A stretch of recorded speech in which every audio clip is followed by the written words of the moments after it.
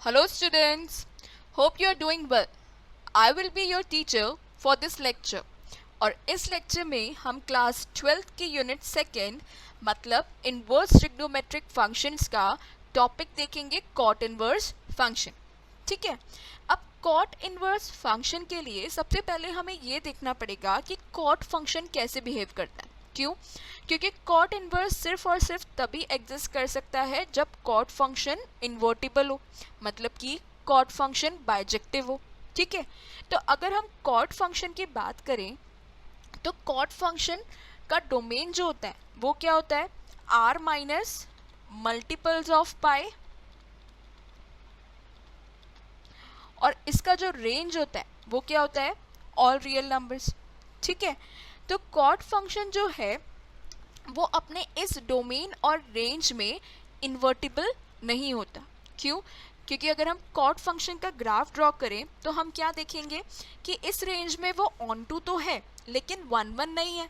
ठीक है.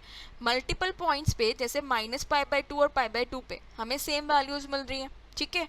तो हम ये बोल सकते हैं कि हमारा जो कॉट फंक्शन है वो इस डोमेन और रेंज में इन्वर्टिबल नहीं है. तो इसे इन्वर्टिबल बनाने के लिए हमें क्या करना पड़ेगा?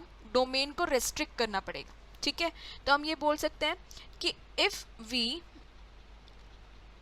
restrict the domain to open interval 0 to pi या फिर pi to 2 pi या फिर -π to 0 etc. देन हम क्या नोटिस करेंगे कि 0 से पाई के बीच में हमारा फंक्शन 1 1 भी हो जाएगा और ऑन टू भी, मतलब इन्वर्टिबल. उसी तरीके से पाई से 2 पाई बाई के बीच में भी फंक्शन इन्वर्टिबल हो जाएगा. -π से 0 के बीच में भी फंक्शन इन्वर्टिबल होगा. और ऐसे बहुत सारे हमारे पास इंटरवल्स होंगे जिनके बीच में हमारा फंक्शन कैसा बन जाएगा? इन्वर्टिबल. ठीक है. तो हम ये बोल सकते हैं then function becomes bijective and hence invertible. ठीक है. मतलब इन सभी ब्रांचेस में जिनके लिए डोमेन होगा आर, ठीक है, और जो रेंज होगी वो होगी, ये सारे इंटरवल्स हमारा फंक्शन कैसा हो जाएगा? इन्वर्टिबल. ठीक है. तो हम क्या बोल सकते हैं? Thus cot inverse will be a function with domain R and range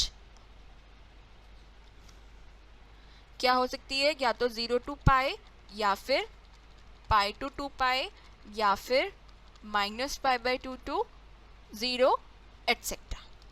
ठीक है. तो अब देखो कॉट इनवर्स फंक्शन इन सभी ब्रांचेस में डिफाइन होता है. ओके. लेकिन यूनिफॉर्मिटी रखने के लिए हम क्या डिफाइन करते हैं? Principal value branch. ये वो ब्रांच होती है जिसके बीच में जनरली हम कॉट इनवर्स फंक्शन की वैल्यूज लिखेंगे अगर हमें कुछ और कंडीशन नहीं गिवन है. ठीक है. तो हम क्या बोल सकते हैं कि कॉट इनवर्स फंक्शन के लिए जो प्रिंसिपल वैल्यू ब्रांच होती है उसकी रेंज क्या होती है? 0 to पाई. ठीक है. तो हम ये बोल सकते हैं कि द ब्रांच, डोमेन तो सेम ही होगा, with domain R and range 0 to pi is called principal value branch, या फिर हम बोल सकते हैं शॉर्ट फॉर्म में उसे PVB for cot inverse function. Okay. So final definition में हम कॉट इनवर्स फंक्शन को कैसे लिख सकते हैं?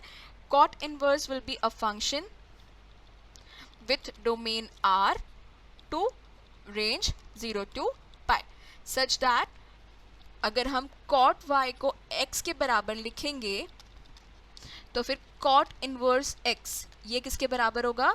y के बराबर. जहाँ पे y किससे बिलोंग करता है? 0 से पाई तक, और x किससे बिलोंग करेगा? All the real numbers r से. ओके.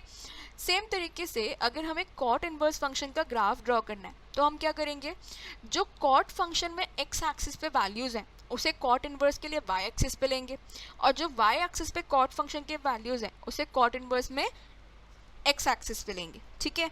फिर हर वो पॉइंट a कॉमा बी जो कॉट फंक्शन के लिए है उसे हम b कॉमा ए कॉट इनवर्स के लिए प्लॉट कर देंगे, ठीक है। फिर ये देखियो 0 से पाई के बीच में हमारा एक ग्राफ मिलेगा और इसी तरीके से अलग अलग रेंजेस के बीच में हमने ब्रांचेस लगा रखी। Okay, so I hope you understood the explanation. Thank you.